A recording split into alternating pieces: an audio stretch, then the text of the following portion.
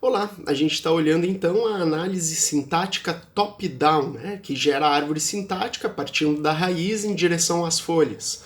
Outra forma de olhar isso é que essa análise parte lá da primeira regra da gramática e vai expandindo essa primeira regra até consumir toda a entrada.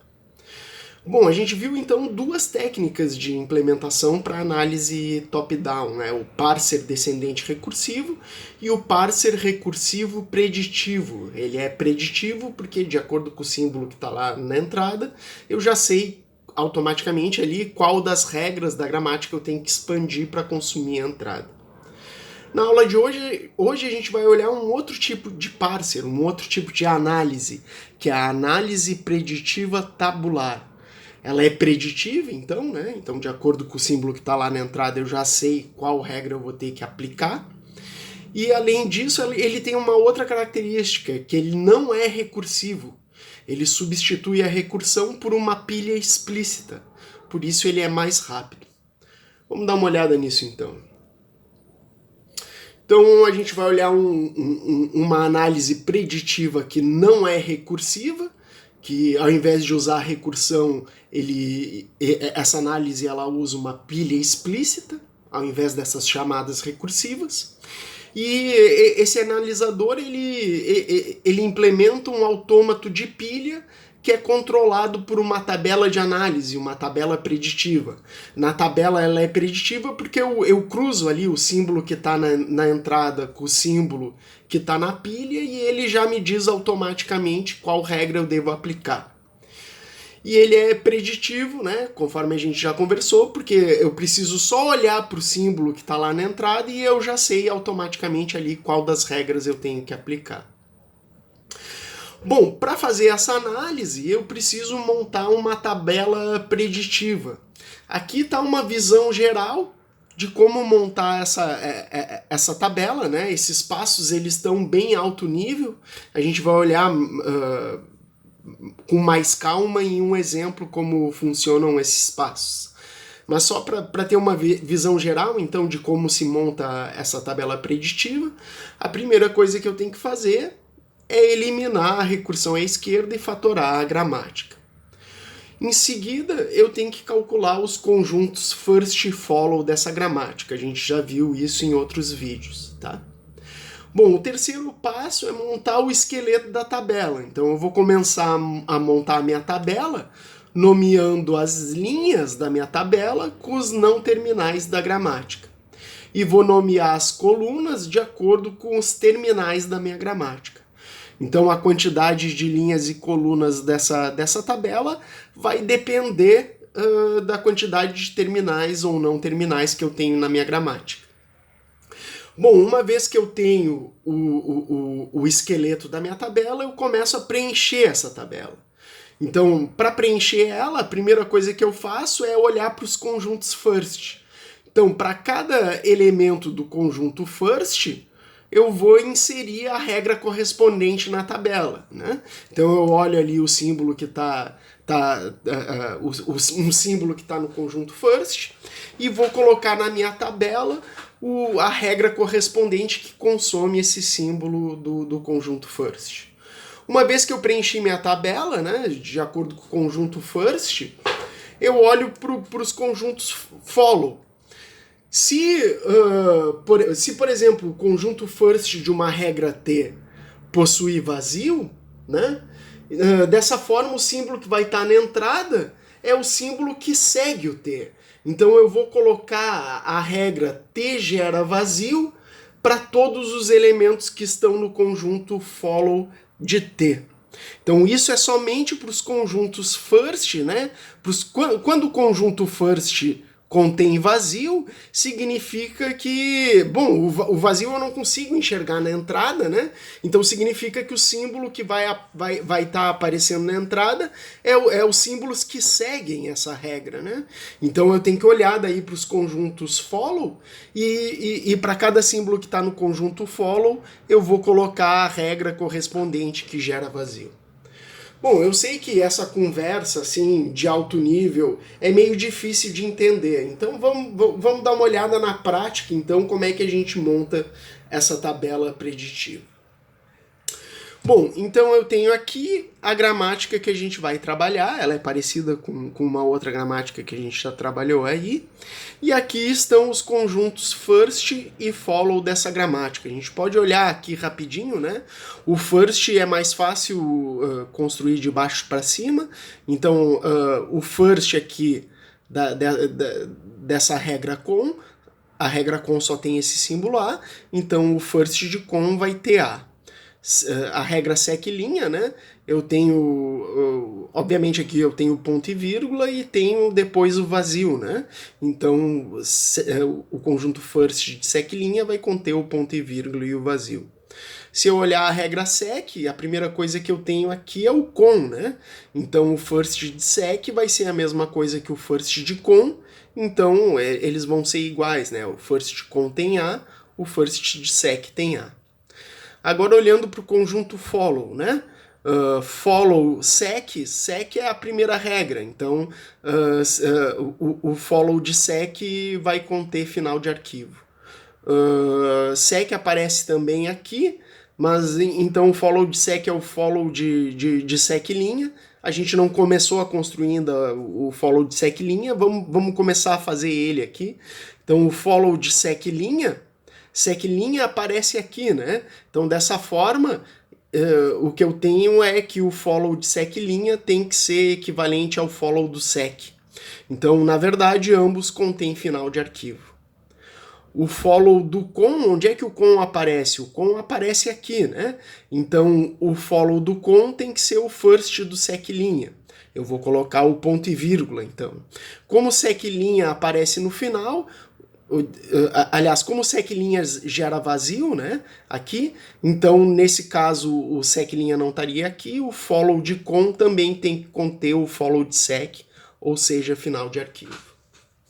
Bom, depois de calcular o conjunto first e follow, eu monto a minha tabela, né? Então, conforme eu falei, eu nomeei as colunas aqui da minha tabela com os não terminais da gramática e nomeei as colunas com os terminais da gramática, incluindo o final de arquivo.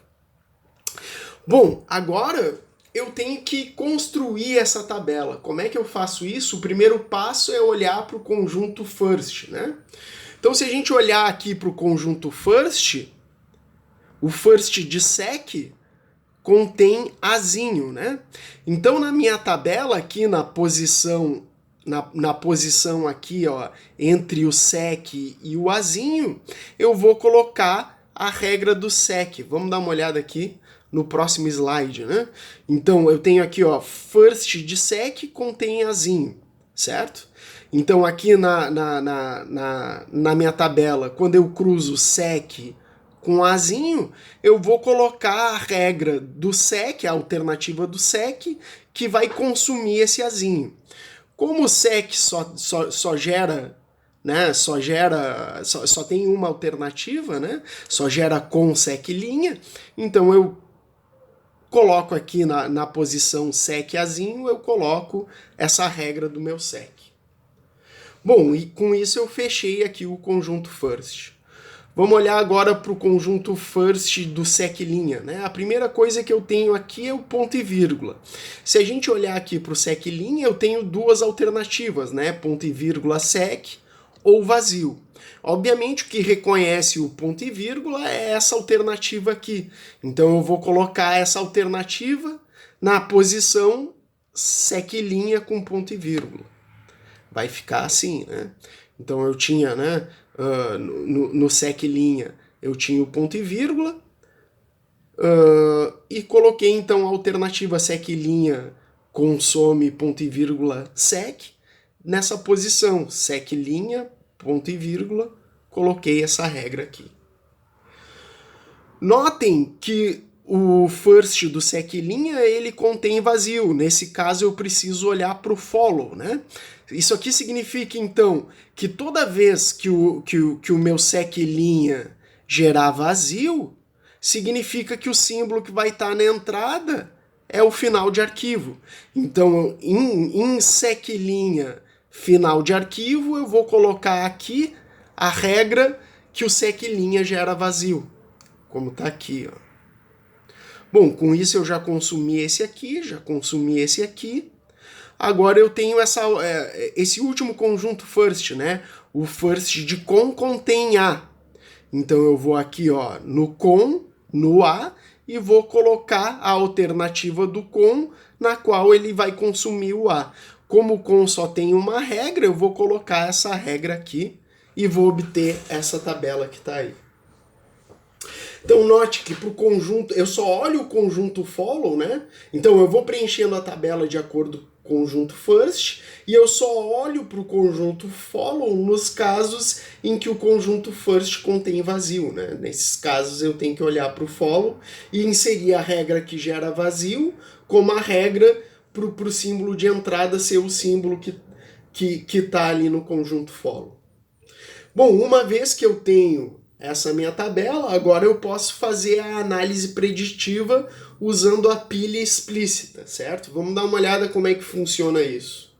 Então aqui está essa tabela que eu gerei, e logo em seguida eu tenho a estrutura da minha análise, né? Essa minha análise, ela tem uma pilha, né? E a pilha sempre começa com um final de arquivo e a primeira regra da gramática, porque é uma análise top-down, então eu vou partir da primeira regra da minha gramática, vou expandindo ela até eu consumir toda a minha entrada. Se a gente olhar lá para a gramática, né, o que ela reconhece é uma sequência de As separadas por ponto e vírgula. Então eu vou tentar reconhecer essa entrada aqui que eu chutei, que é A, ponto e vírgula A, final de arquivo. Bom, como é que a gente faz essa análise então? Agora o que eu vou fazer? Eu vou cruzar o símbolo que está no topo da minha pilha com o símbolo que está no topo da minha entrada e vou ver qual regra que eu tenho que aplicar. Então, se eu cruzar aqui o que está no topo da minha pilha com o que está no topo da minha entrada, eu vou obter essa regra aqui, né? Então, a minha ação agora é aplicar essa regra. Como é que eu aplico essa regra?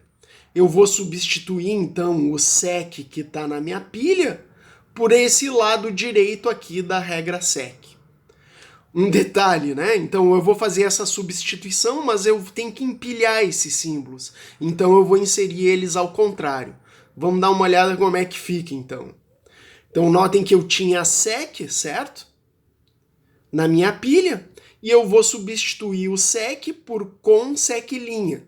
Só que como eu estou empilhando, eu vou inserir eles ao contrário, certo? Então eu tirei o sec e botei sec linha seguido de com. O que eu faço agora? Bom, sigo fazendo a minha análise. Agora no topo da minha pilha eu tenho o com e no topo da minha entrada eu tenho o A.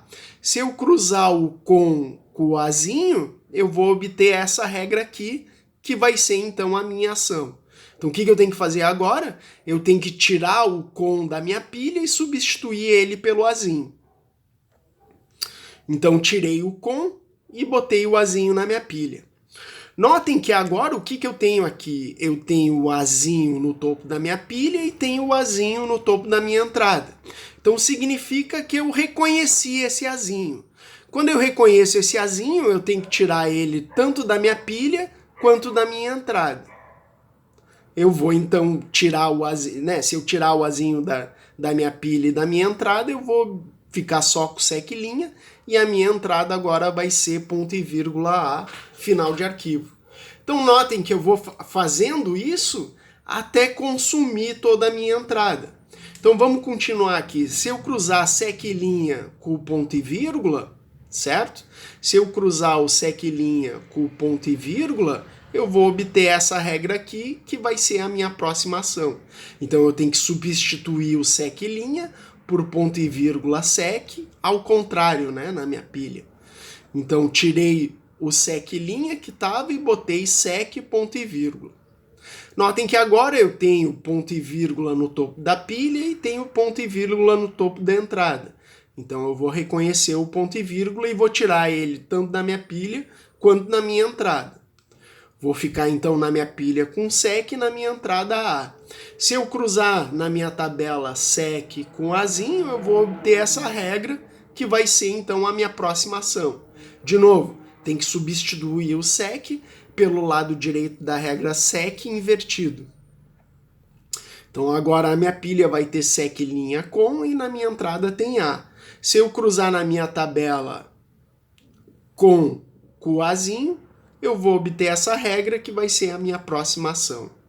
Então tem de novo substituir na minha pilha, agora a minha pilha vai ter SEC linha e A.